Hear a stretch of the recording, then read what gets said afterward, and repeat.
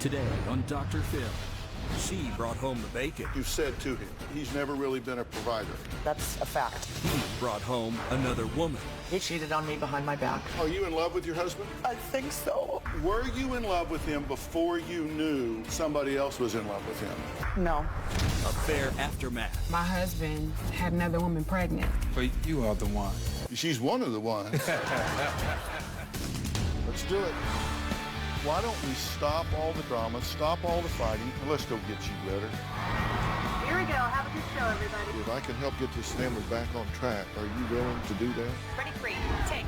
This is going to be a changing day in your life. Go, Dr. Phil.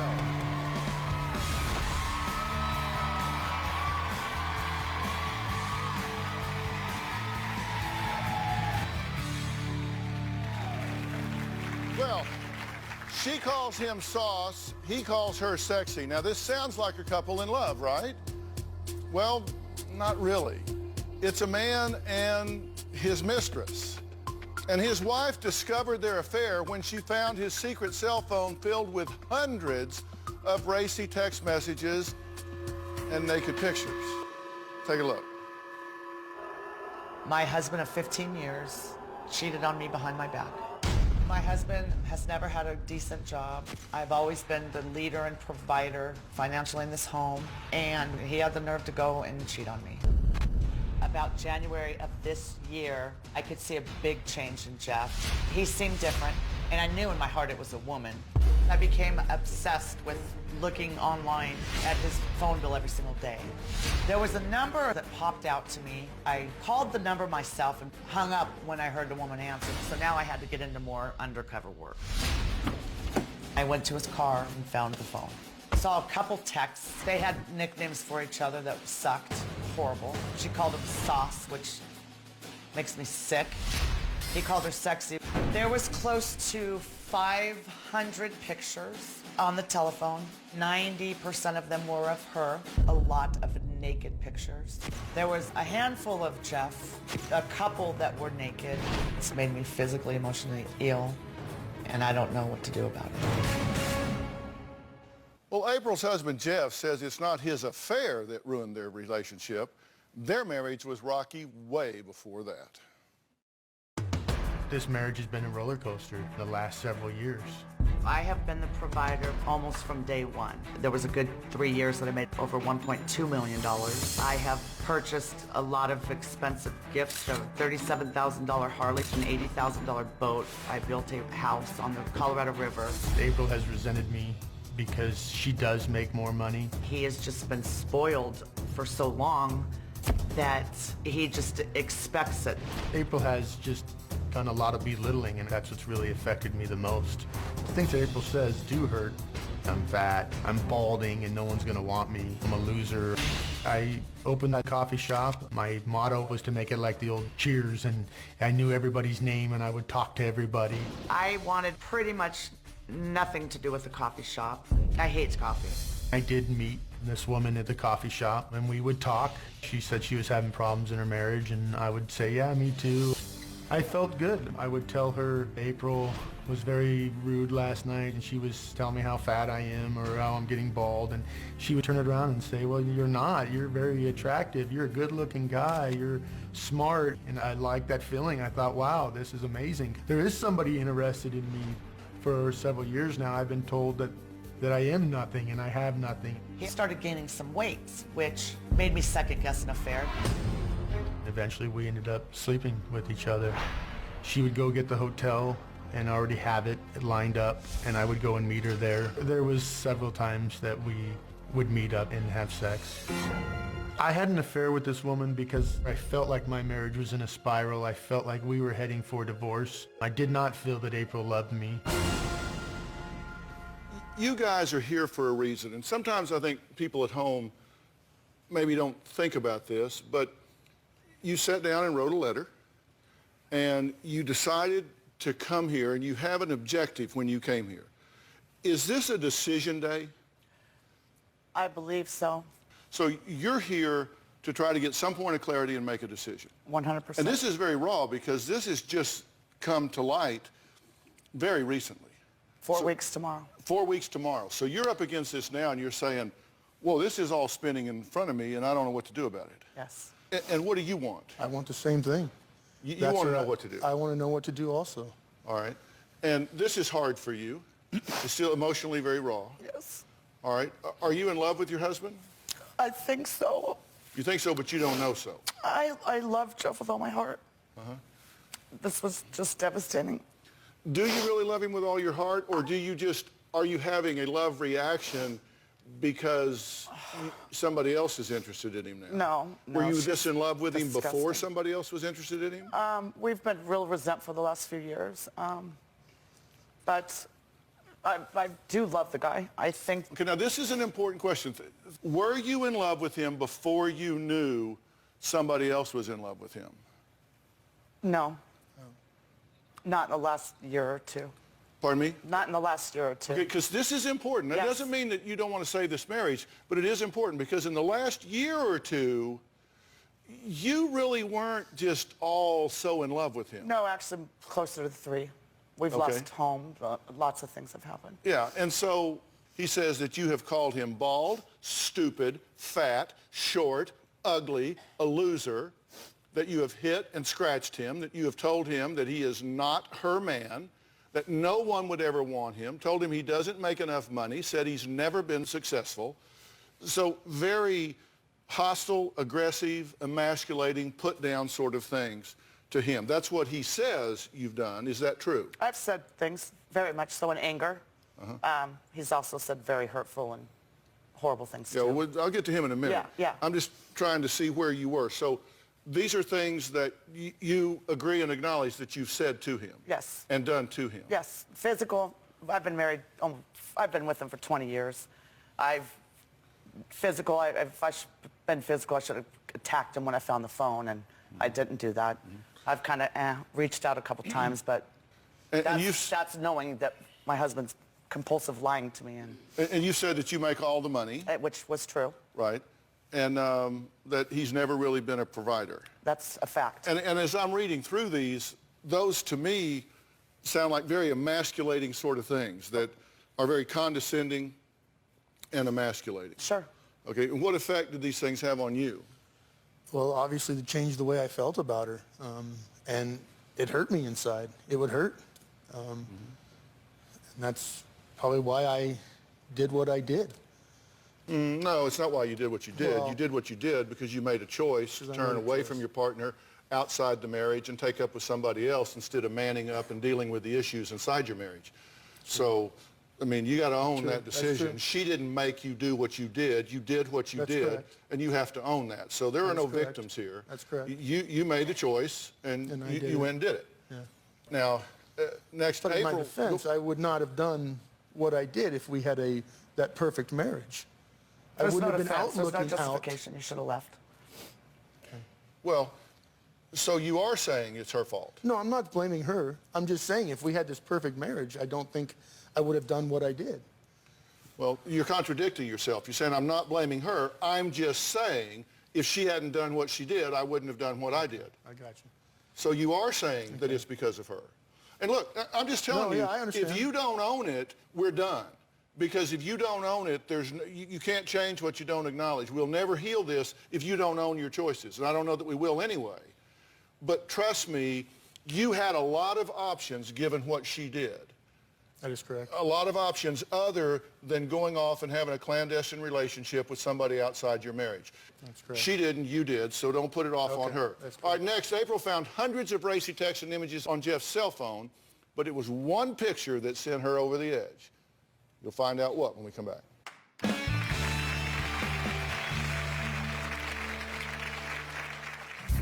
I'm angry and hurt that he cheated on me, and I think how any woman could do that to another woman, and she's married too. I'm just blown away by it. She makes me sick. I want to wring her throat. The woman gave him a watch, which has been a struggle also. It's a trigger to me. I have told him, I don't want you ever to wear it. That's just a symbol of what you've done to this family. He must get rid of this watch.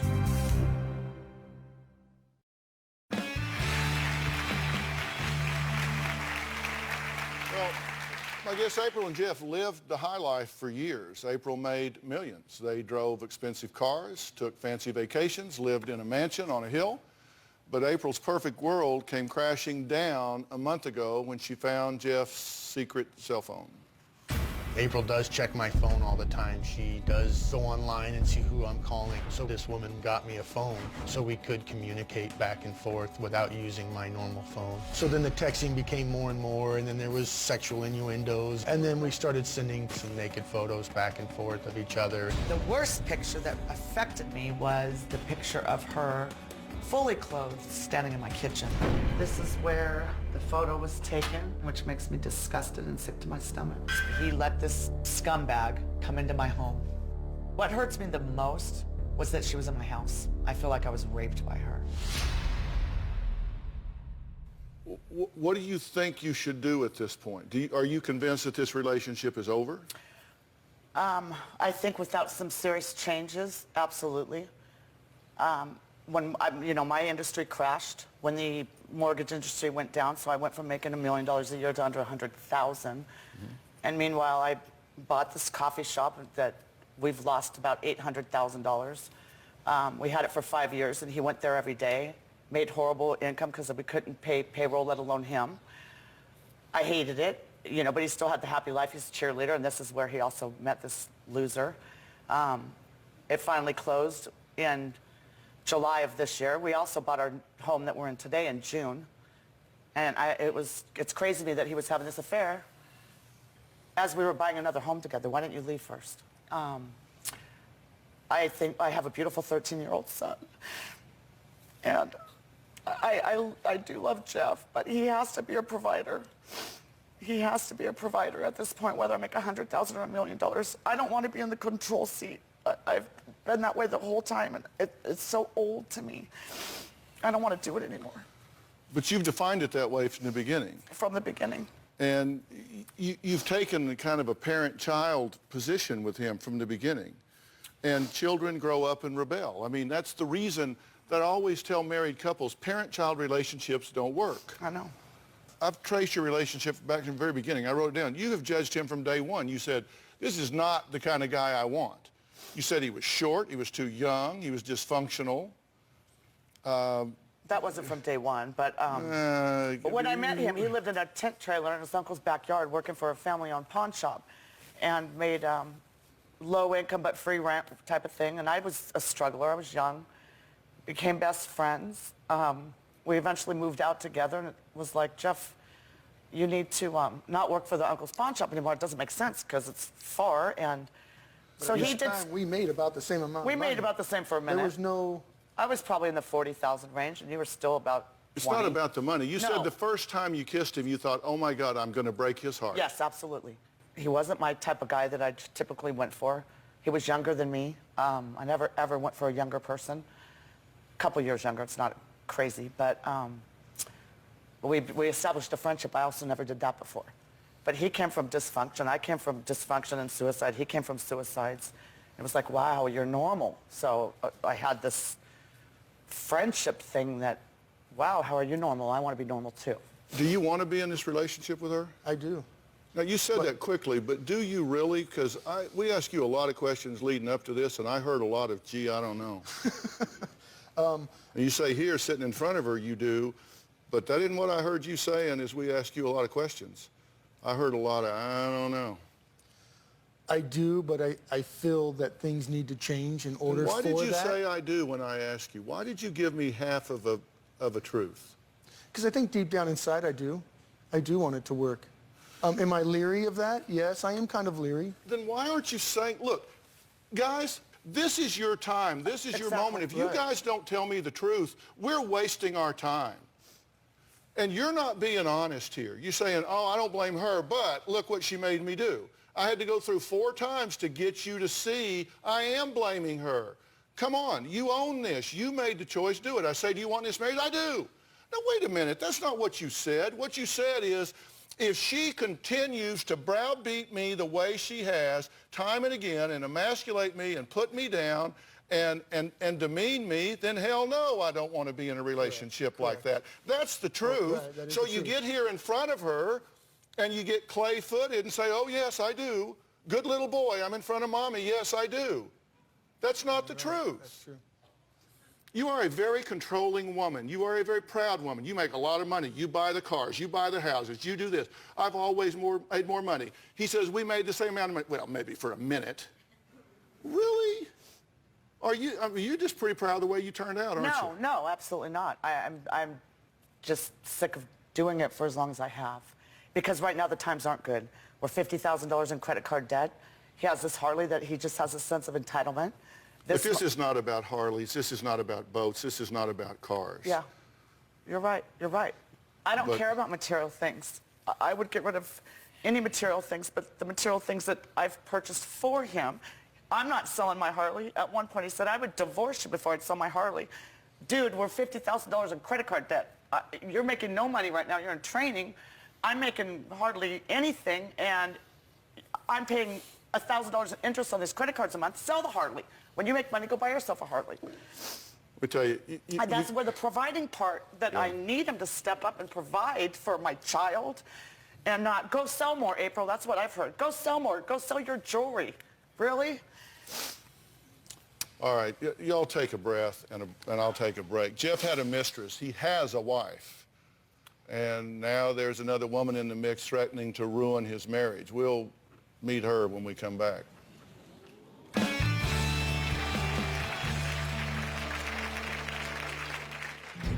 April has gotten physical several times with me. It's always been when she has been drinking. There's been times where I was actually sleeping and she came in the room and she was mad and she started punching me and scratched my face. When April drinks, she does get verbally abusive. She would lash out more. She says she feels sorry for me. She's gonna find somebody and I'll never find anybody. She would drink sometimes to where she would actually fall. There were several times she would just drink until I would have to put her to bed, passed out. Well, Jeff says his wife's drinking and verbal abuse have gotten completely out of hand in recent years, but April says their marriage is on the rocks because of his affair. Not because of her drinking, not because of her abuse, not because of anything that she does. So what do you say about all that? You got a drinking problem? I absolutely could have a drinking problem. In the last several months, I stopped during the week. You would absolutely say I have a drinking problem. Then I would just kind of do it on the weekends, but I escalate when I drink. I drink a lot, and it used to be social and fun. And the last several months, it became anger, verbal abusive. I think in the back of my mind, I knew that something wasn't right. Well, why don't you quit doing that? I have. Well, in the last 30 days since this has happened, I didn't run to drinking at all. I think the drinking's not a problem. I'm done with drinking. But immediately, the attitude started and the disrespect started as soon as the drinking started taking effect. Listen, you don't, pouring alcohol on raw emotions is like pouring gas on a fire. Sure. You don't need to be anesthetizing your inhibition centers right now. You just don't need to do that. And look, it probably seems like I'm pushing both of you really hard right now. It's just I know where we're going, and I know what you need to do to make clear decisions here. And that's why I'm telling you, look, you've just got to be completely honest with yourself. I think, I'll just tell you what I think. You can decide that I'm wrong. You don't need to agree with me. Anything that I say that won't withstand challenge, throw it out. It's okay. I mean, I'm not the repository of all knowledge. I'm going to tell you what I think. I could be wrong. I'm not, but I could be on this. You think you married beneath you when you married him. I believe that to the core of my soul. I mean, everything you've said, he wasn't what I was looking for. He's not my type. I made more money all along. I bought him this coffee shop to make him feel like a man. How condescending is that, even if it's true? I mean, even if you believe that. I mean, these things but that is a marital problem. This infidelity, that is at a whole different level. You have a relationship marital problem that needs to be worked out. That's at this level. The infidelity is at this level. I don't think I married beneath me. When the life is good and everything's handed to him, it's great for him, but then when things get rough and he doesn't step up, then it really frustrates me. Yeah. So I don't think I'm married beneath me, though. Yeah, I really don't think you're ready to get honest with yourself about this. You say he is bald, which is just a little close to home for me, thank you. You call him bald, stupid, fat, short, ugly, loser, and you tell me that you don't condescend to your husband? Come on, seriously. Yeah, but it's been out of anger, and deep down I feel like I don't really mean that. You just say it because you want to make small talk? Well, when he pisses me off, or he's said nice things Nobody too. would want you. You don't make enough money. You've never been successful. This is someone you respect. This is someone you admire. This is someone you look up to. No, This is it's someone wrong. that you aspire to be. That's wrong. And you tell me you don't think you married beneath you? Come on. You're I didn't never think that at the time, But Dr. you're Phil. never going to be able to heal this situation if you don't come down off your high horse and recognize that people are just people. You take yourself a little too seriously if you decide that you're here and he's like the hired help. That's never going to work. I agree. Any man with a spine I agree. is not going to respond well to that any more than a woman is going to take that kind of stuff. You know, you're be barefoot and pregnant. You take care of me. You wait on me hand and foot. No woman with a spine is going to put up with that crap from a man. It's not just because you're saying it to a man. No woman's going to take it from a man either. You need to get that. I get that. Whether he's having an affair or he just resents you, he's not going to take that. And if that's how you feel about him, you either need to change that or get out of this relationship. And I don't expect you to feel good about being treated that way. But do you get that doesn't justify the choice you made? It does. You I went do. out and did what you did. And that you could have dealt with this completely differently. Correct. And until she understands completely and fully that you get what you did to her when you did that, she will never get over this. Well, I said there's another woman that wants to blow this deal up. That's her mother. That's April's mother. You're going to hear what she has to say about this when we come back. Plus, April says she has 5 non-negotiables. We're going to find out what those are when we come back.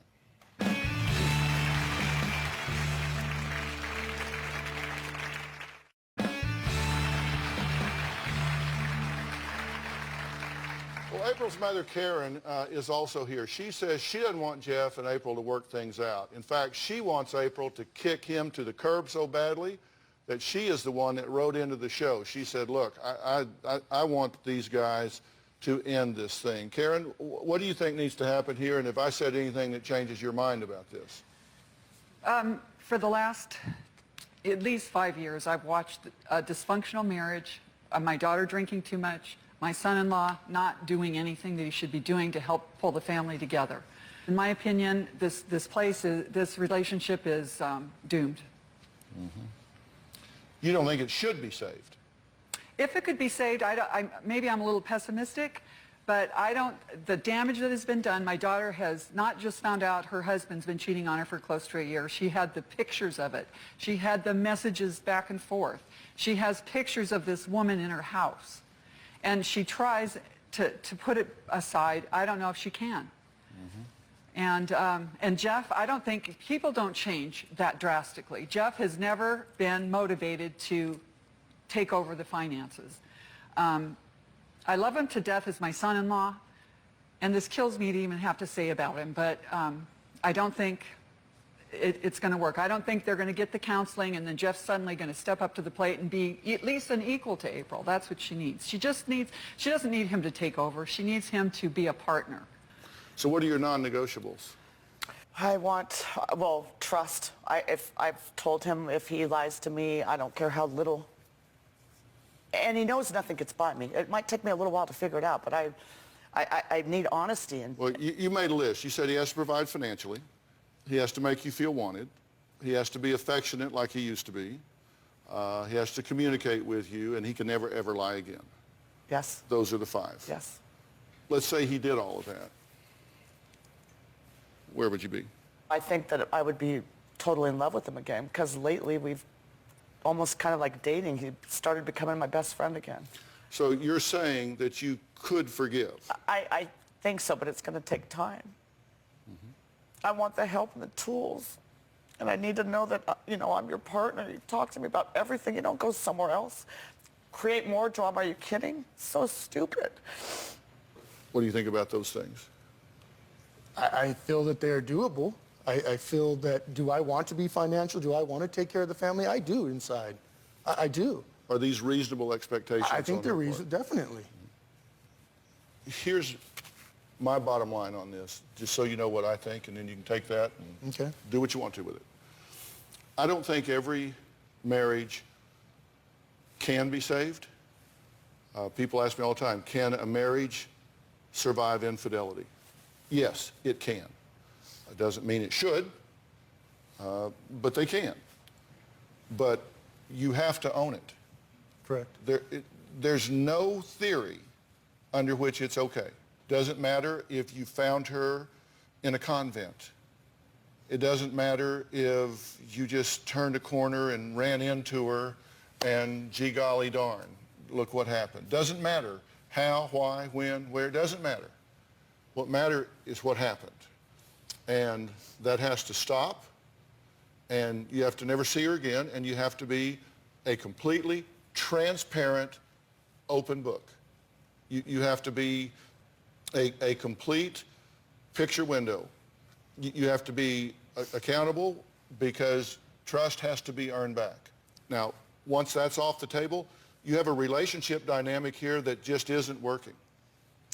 You have an attitude here, this is a parent-child relationship. That won't work. No. It just simply won't work. And aren't you tired of being the parent? Totally. Don't Very you want a much. partner instead of Yes. another kid? 100%. And aren't you tired of being treated like a second-class citizen? I mean, that just doesn't work. No.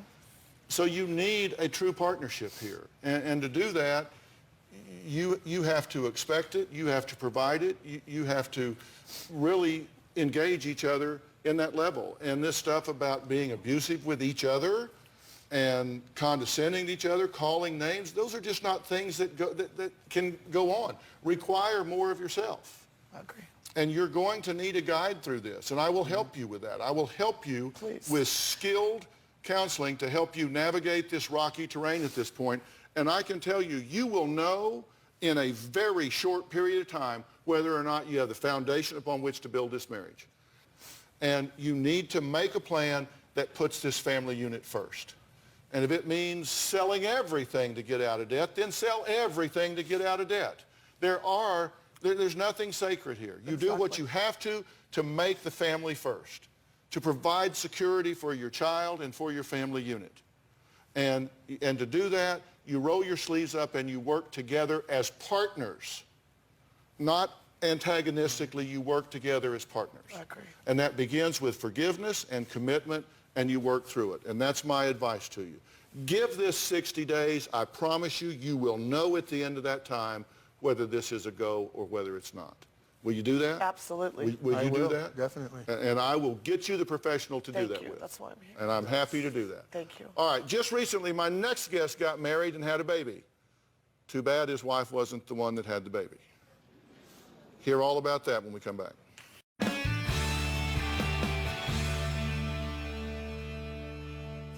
When we were saying our vows, I thought, I can't believe this is happening. I'm the luckiest girl in the world, but then all my dreams were shattered.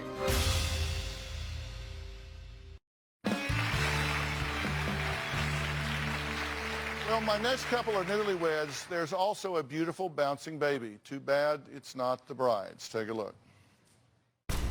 When I married Juwan, I thought I was marrying the love of my life. When we were saying our vows, I thought, I can't believe this is happening. I'm the luckiest girl in the world, but then all my dreams were shattered. My husband told me that he had sex with his ex-girlfriend, and I'm like, well, when? He's like, oh, somewhere at the end of May. Instantly, I felt nauseated and sick, and it was like my head was spinning. I was like, we were engaged in May. I think Juwan knew if he told me that he cheated on me with her before we got married. He knew I wouldn't have married him. I was tricked. I said, did you use protection? And he said yes. And I said, are you just saying it or are you lying? He said, no, I'm lying. I didn't. I said, well, is she pregnant? He said, I don't know. So I looked through his phone and saw these conversations of his ex-girlfriend, asking him, you know, did you tell her you're gonna leave her? I don't need drama around the baby. And I was just like, what? I said to Juwan, somebody's lying. You need to tell me what's going on. And he looked to the floor and he said, yeah, she's pregnant. I was devastated. It was absolutely heart-wrenching to hear that my husband had another woman pregnant. It was mortifying. It was like I couldn't breathe. Dr. Phil, if you tell me to run like hell, I'm running like hell. Well, we'll see about that in a minute here. Do you think you should run? Some days, yeah. Why? Definitely. What tells you run? When Juwan continues to lie and hide things, that just makes me feel like he'll never be 100% truthful with me. If a guy wants to kind of be a player and mess around and stuff, which I think is fine, why get married? Well, I wanted to wait, but as time was going on, she was asking me or saying, like, you know, why don't you want to marry me? And it was like like she wasn't good enough for me to marry. And it was kind of like pressure, so to speak. I mean, you know, the family was kind of, you know, talking about marriage, and so she just pressured you into it. So well, That's a cop-out. That's definitely. Wait a minute, I decided to marry her. I decided to marry her. But I just under wanted pressure. Man, it was a little bit. It's a little bit of pressure. If she had not brought it up and pressured you, would you be married today? Today, but no, probably we wouldn't be married today. Definitely wouldn't be married today. He is absolutely right. I wouldn't do that to myself, to live in that type of... But he's saying if you hadn't pressured him to marry you, he wouldn't be married to you today. I can't pressure someone to do something that they don't want to do. That is an excuse, and I'm not buying it. No. Really? Absolutely. Okay, when y'all met, were you involved in relationships with someone else? Yes. What was your status? I was engaged. And what was your status? I was married. So you were engaged and you were married. Right. And so y'all were cheating with each other. My engagement ended. So technically, Juwan was cheating. I was not. He's cheating with you. Right. So you were seeing a married man. Correct. So why would you be surprised when he cheated on you? I always...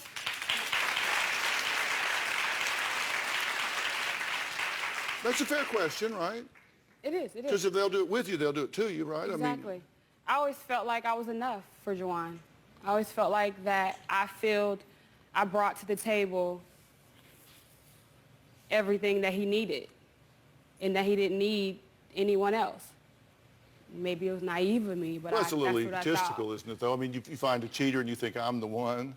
I'm the one that'll tame the guy. I mean, I know he runs with the girls, but I'm the one that he'll stop all that with me. Right. And that's exactly what I thought. Thought I was the one. But you are the one. She's the one. She's one of the ones.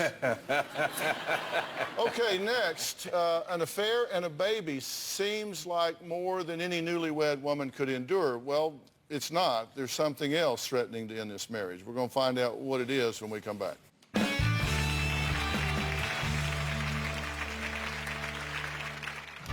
Part of my reasoning for cheating was because I was angry with her. Very upset she was holding out sexually.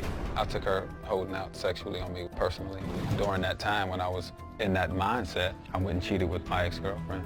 I can't justify having an affair. I messed up, unfortunately.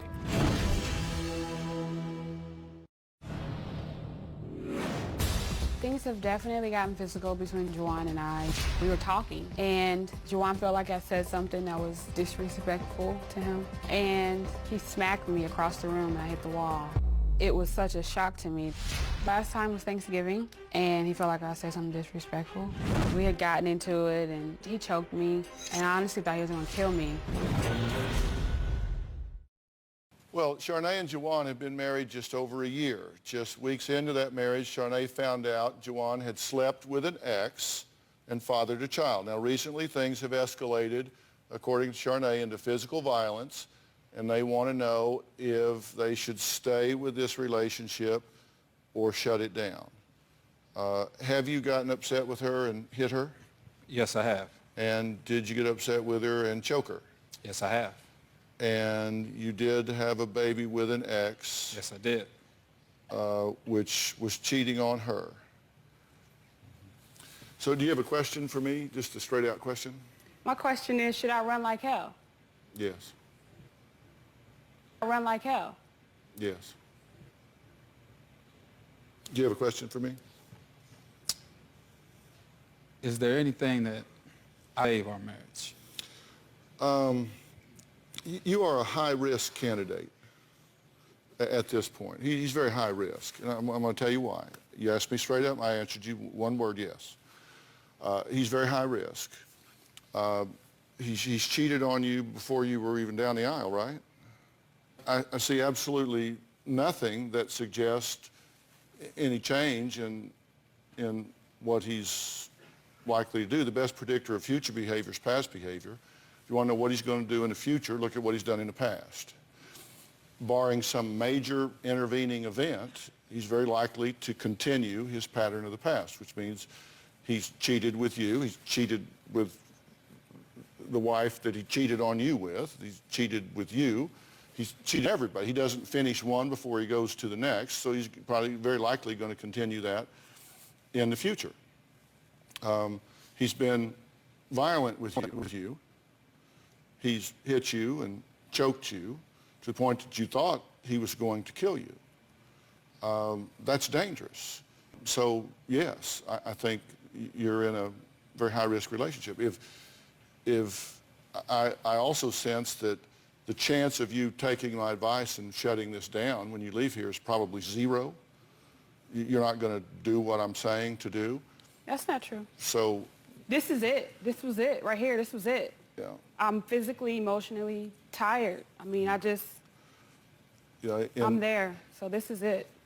In the alternative, I think he would have to be willing to submit himself to some serious professional help. I mean, what you're doing is a very immature level of relationship management.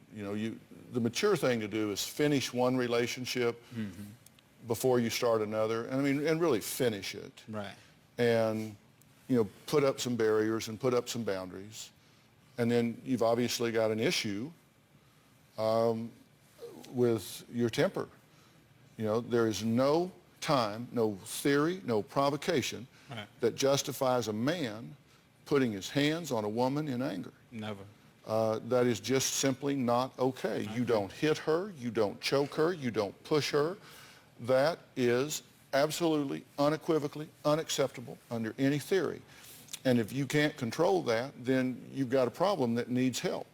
You don't do that. And you need to stop that or you'll wind up in jail. And so you need to learn better ways of handling your anger and communicating your things. So you would have a lot of work to do to not continue to be a high-risk candidate. So he would have to be willing to do that. And barring that, then you're simply in a very high-risk relationship. So you said, is there anything I can do? That is what you could do. Right. Fair enough? That's fair enough. Okay.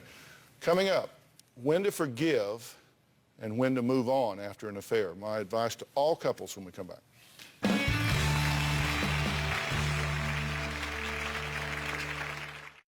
If you're in a relationship and there has been infidelity, there has been an affair, I always get asked, how do we know whether we move on or whether we try to resolve this? Look, you've got to sit down and negotiate this. Everything in a relationship is negotiated. You've got to ask yourself, do I have it within me to forgive my partner for making a really bad choice? Now, part of that is going to be a function of what you get from the other side. They have to be willing to completely end a relationship. That means no more contact whatsoever. they've got to be willing to be a complete open book. They ran it off in the ditch. They got to do whatever it takes to get it back up on the road and in a healthy way. And you've got to say, look, I don't want this to be a life sentence for them or for me. If you can never let it go, then that's going to be a problem for you and for them. So ask yourself, if I can't forgive this, if I can't start over, then it's not good for either one of you.